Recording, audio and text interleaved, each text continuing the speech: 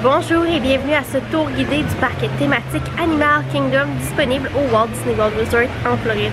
Avant de débuter, je me présente, Marie-Christine, passionnée des parcs thématiques de Walt Disney.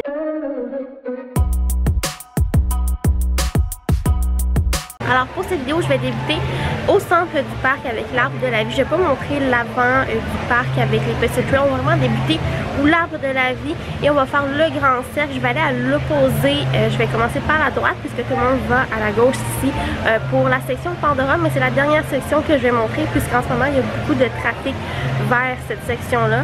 Donc accompagnez-moi pour ce tour guidé du parc thématique. Je suis passé le pont à l'arrivée. À la droite, c'est le magasin Riverside Depot qui est vraiment toute la marchandise de Disney World.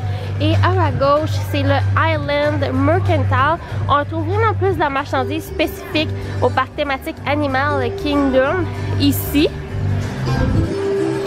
Donc, je vais vous amener à la carte du parc. Alors, présentement, on est ici.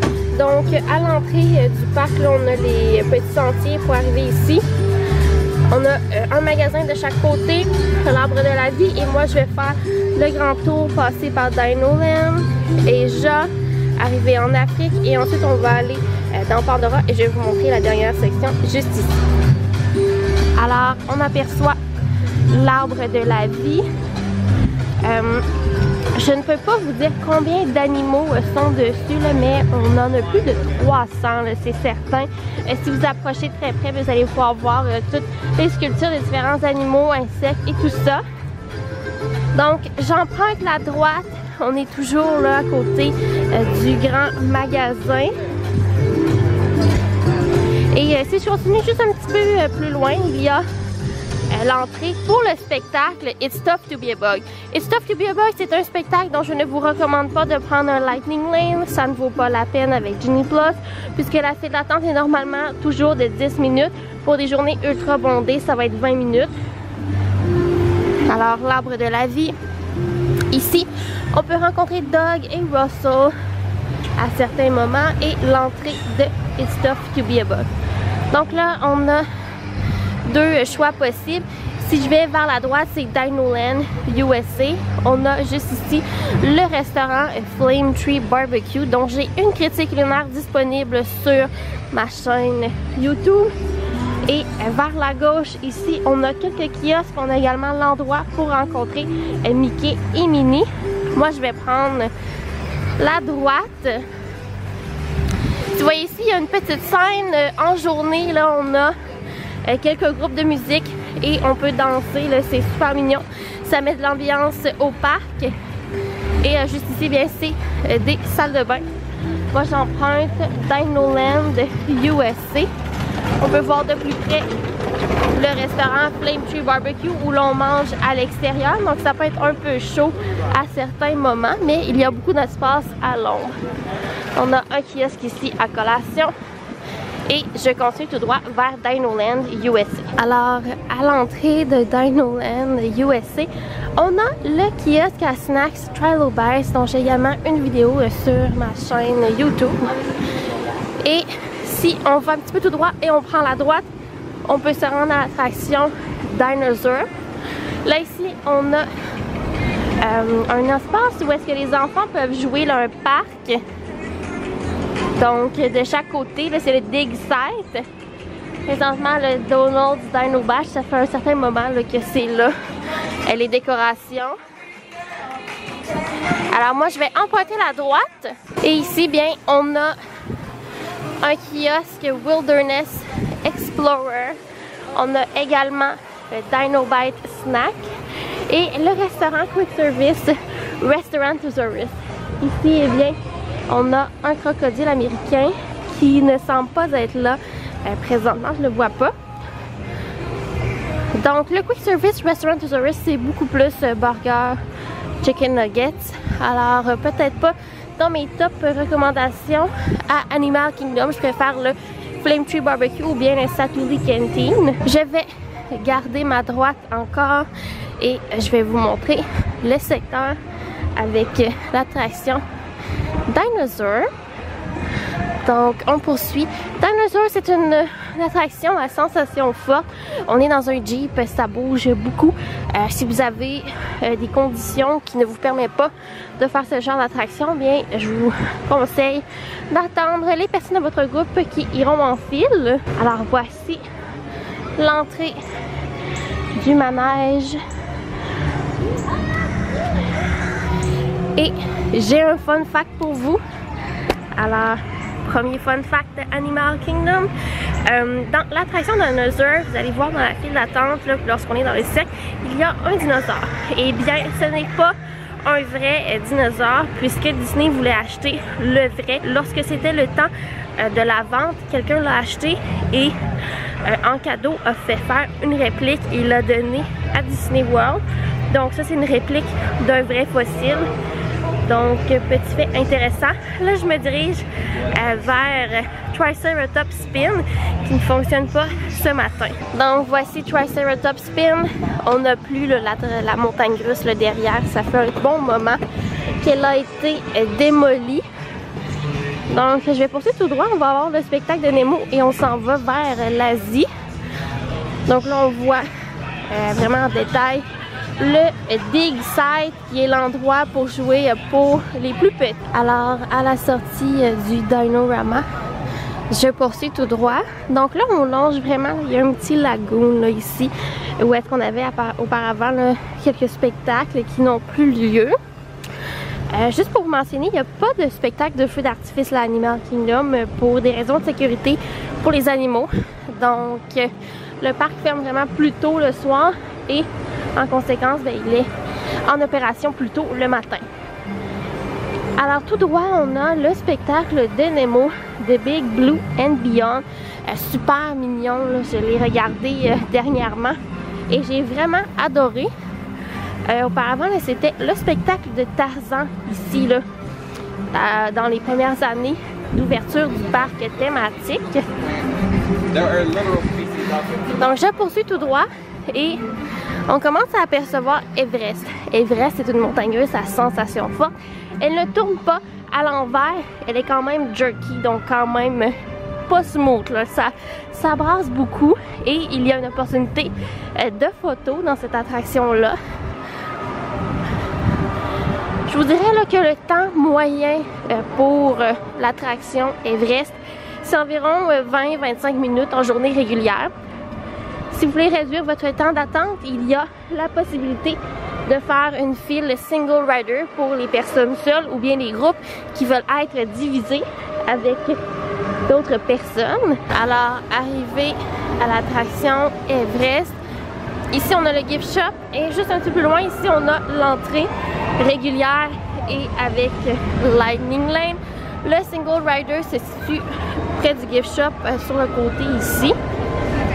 Et là, on va se diriger vers l'Afrique. Et en se rendant vers là-bas, vous allez voir, il y a plusieurs kiosques, quelques restaurants. Et on va croiser également l'attraction, le Kali River Rapids, qui est une attraction avec de l'eau. Et on peut vraiment se faire mouiller. Il y a également des casiers de disponibles que je vais prendre le temps de vous montrer. En se dirigeant vers Kali River Rapids, on a ici là, un kiosque. Et j'ai essayé le Yeti Sundae, ça fait partie de ma tournée de snacks lors de mon séjour en mars 2023. On a également des salles de bain là, ici à la droite. Et tout droit, bien, on a un enclos avec des singes. Présentement, ils ne sont pas encore sortis, mais en journée, on peut les apercevoir s'amuser dans les branches et tout ça. Tout droit, c'est l'enclos des singes. Je pourrais prendre la gauche, mais je vais prendre le raccourci vers la droite pour aller au Kali River Rapids sur la Raft Ride. Donc, on prend le petit chantier ici. Kali River Rapids, j'irais en journée régulière, c'est moins de 20 minutes d'attente. Et vers la fermeture du parc, il n'y a aucune attente si vous voulez minimiser votre temps en file. C'est pas une attraction que je prioriserais avec Lightning Lane, excepté les mois de juin, juillet et août en mi-journée. Si vous voulez vous rafraîchir, ça pourrait être une bonne sélection Lightning Lane. Donc je vais vous montrer tout ça. Alors ici, bien, on a l'entrée de Kali River Rapids qui est présentement fermée et à la gauche, juste ici, c'est les casiers là, que vous pouvez accéder pour mettre vos effets personnels. Et tout droit, on a le Maharaja Jungle Trek qui est vraiment magnifique. Cette section du parc ouvre un petit peu plus tard. Alors je vais retourner tout droit. Dans le secteur où on va avoir un Joffrey's, on va avoir le Quick Service Yak and Yeti et le Table Service Yak and Yeti. Celui-ci, j'ai une critique lunaire de disponible sur ma chaîne YouTube et ça sera dans la description. Donc tout droit, le kiosque Joffrey's.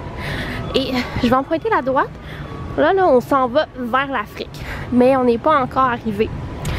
Vous allez apercevoir le plein de kiosques par-ci par-là, de snacks, de trucs à manger. Ici, c'est le Quick Service Yak and Yeti, des mets asiatiques. Et ensuite, ici, on a le Table Service Yak and Yeti. Super bon en passant, c'est excellent. Petit peu intéressant sur le restaurant, il n'est pas opéré par Disney. C'est une partie tierce qui opère ce restaurant. Et à la gauche ici, c'est le pont pour aller au Outpost avec Mickey et Minnie. Morning. Et tout droit, c'est vers l'Afrique. Alors, je poursuis ma marche vers l'Afrique. À la droite, c'est le Feathered Friends in Flight. C'est un spectacle avec des oiseaux, Doug et Russell. Donc, quand même plusieurs représentations au cours de la journée, plus ou moins nécessaire, le Lightning Lane, là, ici, je vous le déconseille. On poursuit. On a quelques kiosques avec des snacks, on a également des salles de bain. Et après, bien, on va arriver dans le secteur de l'Afrique. L'arbre de la vie, là, il est juste ici. Donc, un très bon repère pour naviguer le parc. Alors, j'arrive en Afrique. À la droite ici, on a le Harambe Market Quick Service, seulement ouvert là, pour le lunch et pas ouvert le soir. Et je poursuis tout droit. On a ici le kiosque avec du Dole Whip disponible. Dole Whip, c'est un snack assez classique à Disney. C'est une crème glacée à l'ananas et il y a des fois quelques saveurs là, comme orange, framboise disponibles. Tout droit, c'est le restaurant Tusker House, dont j'ai également une critique lunaire du brunch, petit déjeuner, buffet. Vers la droite, on est vraiment dans le cœur de l'Afrique. À droite, salle de bain. À la gauche, kiosque avec pâtisserie. Tout droit, on a le Kilimanjaro Safari. Le matin, l'attente, elle est quand même affichée quand même longue, quoique c'est très rapide et ça l'avance super bien, donc je vous le conseille à tout moment de la journée, c'est quand même chouette. À droite, on a le Harambe Fruit Market que j'aime bien aller, là, il y a un maïs grillé excellent. Et je prends la droite, on a l'entrée du Rafiki Planet Watch où on a l'atelier de dessin, on peut également voir le petting zoo avec des chèvres. Alors ici on a le magasin et je vais sortir de l'Afrique pour ensuite me diriger à Pandora, le monde d'Avatar. Donc je vais longer le restaurant Tusker House pour me diriger vers la section Pandora. Normalement le pont sentier, et là comme vous voulez, est ouvert. Là on va voir si c'est le cas ce matin. Tout droit, c'est le spectacle de Lion King, assez iconique au parc thématique Animal Kingdom. Un fait intéressant sur ce spectacle est qu'il date des débuts du parc thématique et auparavant il était situé dans la section Pandora, mais là il a une place permanente ici, tout près là, du safari, dans ce secteur-là. Le Lightning Lane peut être bien ici là, pour avoir une place de choix. Quoique vous pouvez arriver là, un 20-25 minutes avant le début de la représentation et avoir tout de même des bonnes places pour le spectacle. Lorsqu'on continue tout droit, on a des salles de bain. Et juste en arrière des salles de bain, c'est le club 33, qui est un club là, exclusif, là, assez dispendieux, où on a accès à un lounge, restaurant et tout ça.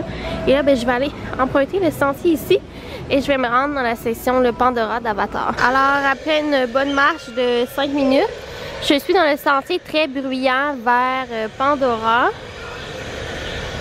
Donc je vais faire là, la section en cercle, donc je ne suis pas par l'entrée principale, mais c'est par là que nous allons quitter le secteur. Donc ici on a deux attractions. On a l'attraction ultra populaire, le Flight of Passage, qui est le simulateur de vol, et également on a l'attraction Na'vi River Journey qui est assez douce. Donc j'emprunte la droite et par là bien, on a le restaurant Quick Service Satuli Canteen, dont je détiens une critique culinaire sur ma chaîne YouTube qui va être disponible dans la description de ce tour guidé. On a également le kiosque Pongu Pongu, dont j'ai essayé les lumpias à l'ananas, également disponible dans mon tour de snacks à Disney World de mars 2023. Donc voici Quick Service. Les toilettes sont à l'arrière. Pongu Pongu. Et je vais garder la gauche vers l'attraction. Alors, le secteur des restaurants. Et là, je poursuis. On a les roches flottantes. À droite, c'est l'attraction Flight of Passage, qui est à file régulière, et Lightning Lane individuel payant pour le moment. Je poursuis tout droit et je vais me rendre à l'attraction Na'vi River Journey. Alors au bout des roches flottantes, on a l'attraction Na'vi River Journey tout droit.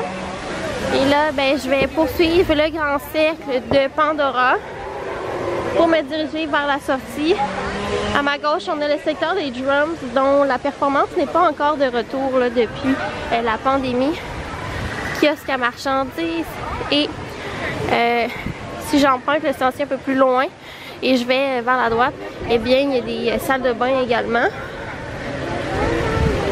Donc juste ici, les salles de bain, et là bien je me dirige vers la sortie de Pandora.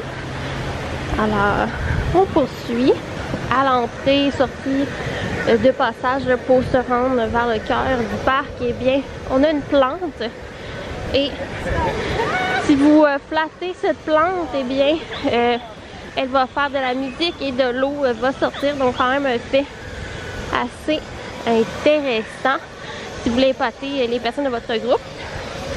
Donc j'emprunte le pont et je vous reviens lorsque je suis rendue vers le centre du parc. Donc je viens d'emprunter le pont, et à la sortie là, ici on a le Nomad Lounge, qui est un bar lounge dont j'ai une critique culinaire de disponible, et à côté on a le restaurant Tiffin's, qui est un restaurant signature ici au parc thématique Animal Kingdom. Si je poursuis, ici c'est le restaurant Pizza Fari Quick Service, donc on sert les pizzas typiques de Disney World. Donc vous avez ici là, les images du menu. Donc lorsque je poursuis tout droit, eh bien on a là, les magasins à l'ouverture du parc. Moi je vais emprunter la gauche pour vous montrer le dernier sentier là, de la journée. Donc on a le Pizza Fari là, super grand. On n'a pas le retour du menu familial, mais le menu familial ça valait vraiment la peine à ce restaurant là. Donc j'emprunte la voie ici. C'est le chemin pour se rendre au safari en Afrique. On a le Pizza Fari, quelques trails à la droite là, avec l'arbre de la vie. On a la Otter Grotto. Et tout droit, juste ici, c'est le Starbucks du parc, donc Creature Comfort. Alors c'est tout pour ce tour guidé du parc thématique Animal Kingdom. J'espère que vous avez apprécié, et si c'est le cas, je vous invite à laisser une mention j'aime et également à vous abonner pour ne rien manquer. Ce fut un plaisir pour moi, et on se dit pour une prochaine fois. Bye!